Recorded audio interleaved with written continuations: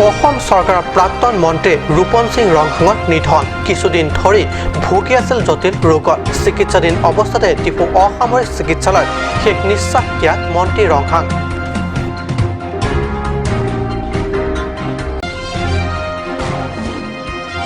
পৰ্যটকসকলৰ বাবে বনভোজ তথা পৰ্যটনথলী পাকলম কাম ভেলুঘাটত নিকাকৰণ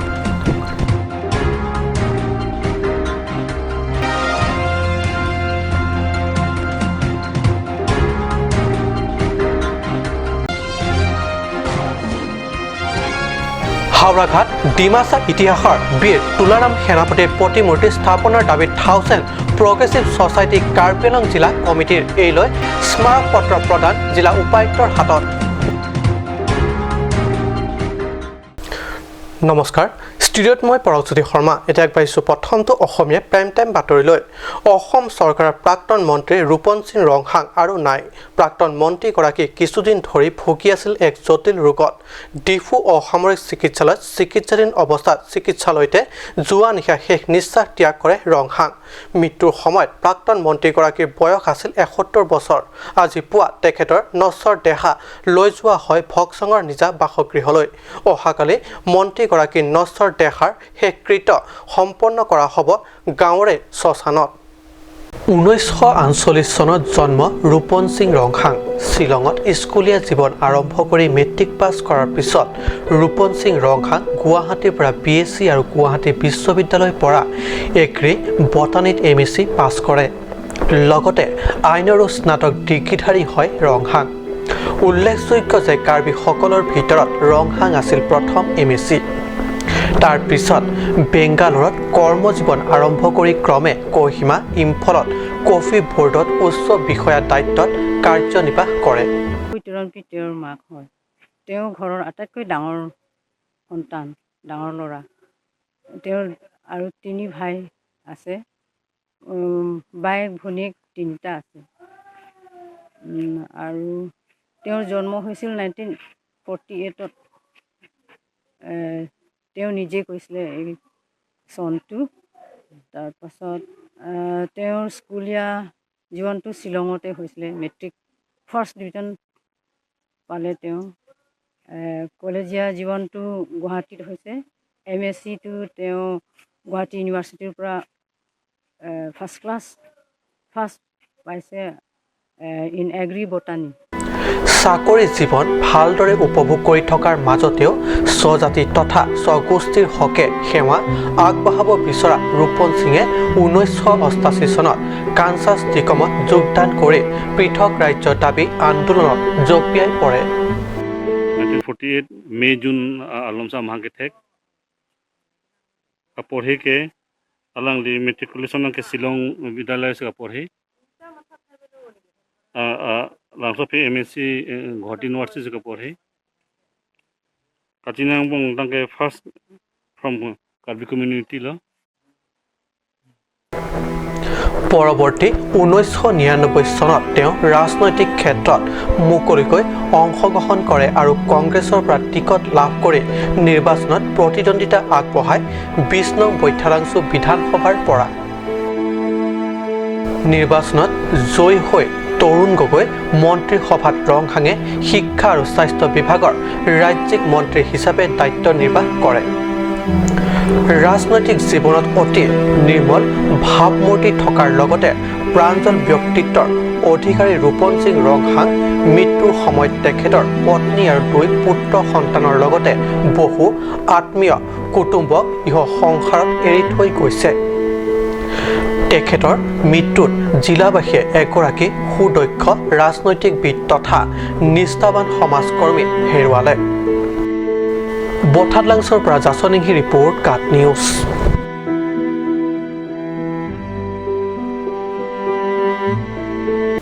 বনভোজ প্ৰেমী তথা প্ৰকৃতি প্ৰেমীসকলৰ বাবে সুখবৰ পাকলম গাম তথা ভেলুঘাটলৈ পৰ্যটক তথা বনভোজ প্ৰেমীসকলৰ বাবে সুবিধা হোৱাকৈ পৰিষ্কাৰ পৰিচ্ছন্ন কৰি তোলা হৈছে চৌপাশ ধৰ্মীয় ৰীতি নীতিৰে তথা পৰম্পৰাগত পূজা অৰ্চনা কৰি এক প্ৰকাৰ আধ্যাত্মিকভাৱেও সূচীকৰণ কৰি তোলা হৈছে সমগ্ৰ বনভোজস্থলী প্ৰতি বছৰে ভেলুঘাটৰ সুন্দৰ জলপ্ৰপাত আৰু ইয়াৰ চৌপাশ প্ৰকৃতিৰ নয়নাভিৰাম দৃশ্যই টানি আনে স্থানীয় তথা বহিৰাজ্যৰ লাখ লাখ পৰ্যটকক। প্ৰায় প্ৰতিদিনাই বনভোজ প্ৰেমী দল পৰ্যটকৰে সমগ্ৰ ভেলুঘাট অঞ্চল বিৰদি বাট নোপোৱা হয়। এনে অৱস্থাত বনভোজ প্ৰেমীসকলৰ বাবে চৌপাশে ঘূৰি ঘূৰি প্ৰকৃতিৰ সৌন্দৰ্য উপভোগ কৰিব পৰাকৈ আৰু বনভোজৰ আনন্দ ল'ব পৰাকৈ হাবি বন কাটি পৰিষ্কাৰ পৰিচ্ছন্ন কৰাৰ লগতে ধৰ্মীয় ৰীতি নীতি সম্পন্ন কৰি সূচীকৰণ কৰা হৈছে সমগ্ৰ অঞ্চল। আমি ঈশ্বৰৰ ওচৰত প্ৰাৰ্থনা কৰিছোঁ যে আমি গোটেই 26টা গাঁৱৰ পৰা মিলি পেলাই এই প্ৰগ্ৰামটো পতা হৈছে আৰু এই পূজাটো সঁচাকৈ ভাল হৈছে। গতিকে মই এই সুযোগতে সমগ্ৰ ভাৰতবৰ্ষ এজ এ টুৰিজিম হিচাপে মই সকলো টুৰিষ্টবিলাকক ৱেলকাম জনাব বিচাৰিছোঁ। ইয়াত আহক, আপোনালোকে ধুনীয়া এটা ৱাটাৰফলছ আছে আৰু ইয়াত ছেফটি আছে। আমি সকলো ব্যৱস্থা কৰিছোঁ, যান বাহনৰ ব্যৱস্থাও আৰম্ভ কৰিছোঁ। কিছুদিন আগত কৰিলোঁ, কিন্তু বৰষুণৰ কাৰণে এইটো মানে লেণ্ডশ্লাইড হৈ গৈছে, কিন্তু এতিয়া সম্পূৰ্ণ হৈ উঠিছে। গতিকে মই ৱেলকাম কৰিছোঁ। আৰু যিধৰণে লৈ আছে অহা 5টা বছৰততো মানুহবিলাকে মানে বহুত পৰিৱৰ্তন দেখি পাব আৰু এতিয়াতকৈ আৰু অধিক টুৰিষ্ট অহাৰ এটা আমি আশা ৰাখিছোঁ। তাৰ কাৰণে আমাৰ অনাৰেবল EM ডাঙৰীয়াই সেইটো পদক্ষেপ লৈ আহিছে যাতে মোৰ টুৰিষ্টবিলাক আহে আৰু ৰাইজে তাৰমানে আমাৰ ইয়াৰ ৰাইজসকলেও যাতে কিছু তাৰ পৰা বেনিফিট হয়। বেনিফিট ইন দ্য চেন্স মানে নলেজবিলাক মানে আউটচাইডাৰবিলাক আহিলে নলেজবিলাক এক্সচেঞ্জ হয়। তো সেইটোৰো মানে এটা আশা ৰাখিছোঁ যে আমাৰ ইয়াৰ মানুহবিলাকৰো মানে ডেভেলপ। এই লৈ অঞ্চলটোৰ প্ৰায় 22খন গাঁৱৰ উপস্থিতিত এই সমগ্ৰ কাৰ্য সম্পন্ন কৰাৰ লগতে বনভোজৰ বাবে সকলোৰে বাবে বনভোজস্থলী শনিবাৰে মুকলি কৰা হয়। এই অনুষ্ঠানত গড়কান্থী পৰিষদ সমষ্টিৰ জনপ্ৰতিনিধি তথা পৰিষদৰ কাৰ্যবাহী সদস্য ৰাজু টিছো আৰু মহাময়া পৰিষদ সমষ্টিৰ জনপ্ৰতিনিধি তথা কাৰ্যবাহী সদস্য লুনচিং তেৰণ, ডকমকা পৌৰসভাৰ অধ্যক্ষ বীৰেন তেৰণ, VDC অধ্যক্ষ অৰ্চন ৰংপি প্ৰমুখ্য বহু নেতা তথা দলীয় কৰ্মকৰ্তাৰ লগতে স্থানীয় গাঁওবুঢ়াসকল উপস্থিত থাকে। ডকমকাৰ পৰা জেমছ মিলিকৰ ৰিপৰ্ট, কাট নিউজ।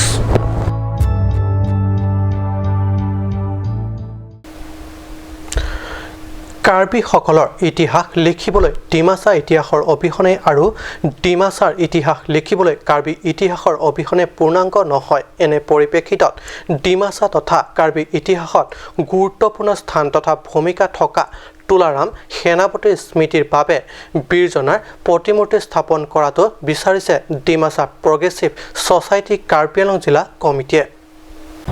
হাওৰাঘাট মহকুমাৰ অন্তৰ্গত হাওৰাঘাট চহৰত ডিমাছা বীৰ তুলাৰাম সেনাপতি স্থাপনৰ দাবী তুলিছে 1000 প্ৰগ্ৰেছিভ ছ'চাইটি কাৰ্বি আংলং জিলা কমিটিয়ে।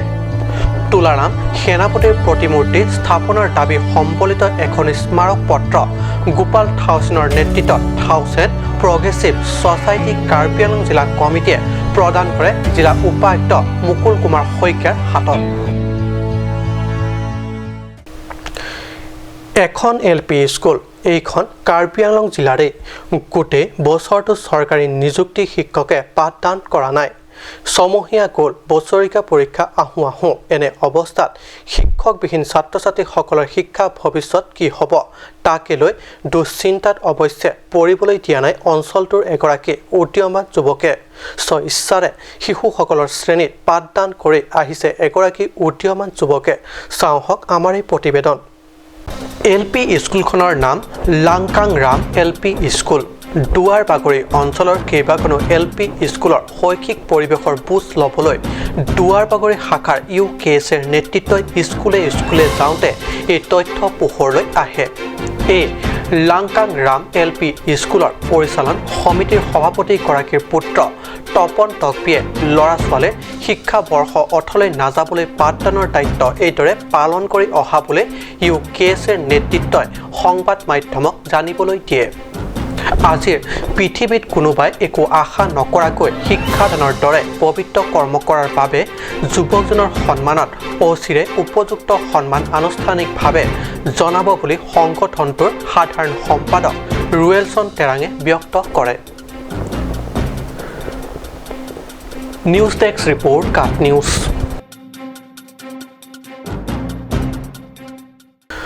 সময় এদিছো বাণিজ্যিক বিৰতিৰ।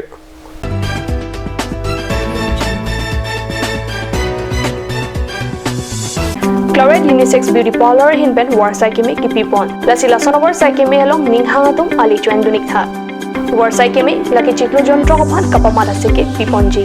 Lasi Apor Panhok Hip Pinpen Chloride Unisex Beauty Parlor along Patebogda Mignon, Rong Harpi, Rong Berot, near Iron Bridge, Dipukar Bianglong. Lasi Lance Sekachini Lethoji Apan Laswa number 600-121-3664 along Humrignon. Kanj Shopping Mall is a gulf of Assam Enterprise and the Hill Areas Department. A glorious one year now. Here's everything you need. Groceries and household supplies, cosmetics, personal care and skincare essentials, appliances and electronics, stationery, men's and women's clothing along with tribal clothing. Also a huge Durga Puja offer on Swati brand. An offer you cannot refuse.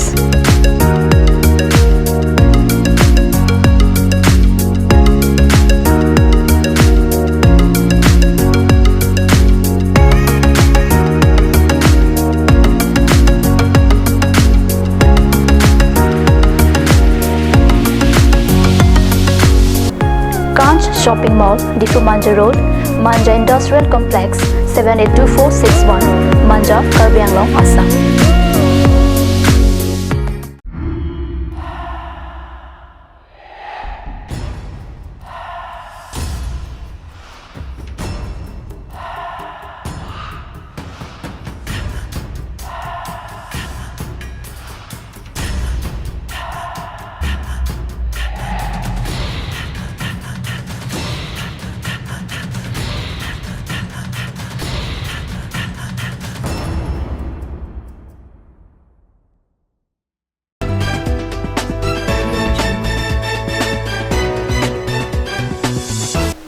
বিৰতিৰ পিছত পুনৰ বাতৰি মজিয়াত নাগৰিকত্ব সংশোধনী বিধেয়ক 2016 কাৰ্যকৰীৰ বিপক্ষে বিভিন্ন ছাত্ৰ সংগঠনৰ তীব্ৰ প্ৰতিবাদেৰে উত্তাল হ'ল শ্বিলঙত। এই বিধেয়ক প্ৰত্যাহাৰৰ দাবীত খাচী ছাত্ৰ সংগঠনক সহযোগ কৰিলে শ্বিলং কাৰ্বি ছাত্ৰ সংগঠনকে ধৰি উত্তৰ পূৰ্বাঞ্চলৰ ছাত্ৰ সংগঠনে।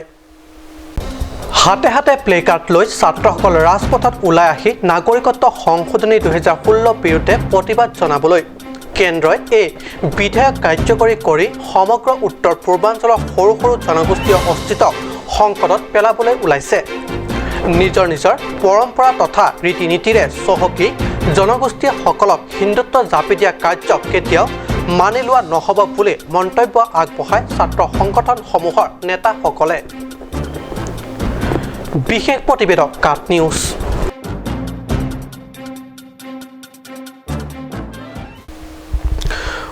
বোকাজান মহকুমাৰ জপৰা লাংচত আজি কাৰ্বি সংহাৰী যুৱ পৰিষদৰ বোকাজান আঞ্চলিক কমিটিৰ এখন গুৰুত্বপূৰ্ণ সভা অনুষ্ঠিত হৈ যায়। আগন্তুক বৰ্ষৰ 10, 11 আৰু 12 জানুৱাৰীত তিনিদিনীয়াকৈ অনুষ্ঠিতব্য কাৰ্বি সংহাৰী যুৱ পৰিষদৰ বাৰ্ষিক অধিৱেশনৰ সন্দৰ্ভত আলোচনা বিলোচনা কৰে সভাত। কাৰ্বি সংহাৰী যুৱ পৰিষদ বোকাজান কমিটিৰ সভাপতি মণিৰাম সিংনাৰৰ পৌৰোহিত্যত অনুষ্ঠিত সভাখনত কেন্দ্ৰীয় কমিটিৰ বিষয়ববীয়া আঞ্চলিক কমিটিৰ বিষয়ববীয়াসকল উপস্থিত থাকে। BS তেৰাং, ৰেংকা তেৰনপি, প্ৰিন্স ফাংচুকে ধৰি বিষয়া সদস্যসকলে গুৰুত্বপূৰ্ণ সভাটিত অংশ লৈ বিভিন্ন দিহা পৰামৰ্শ আগবঢ়ায়।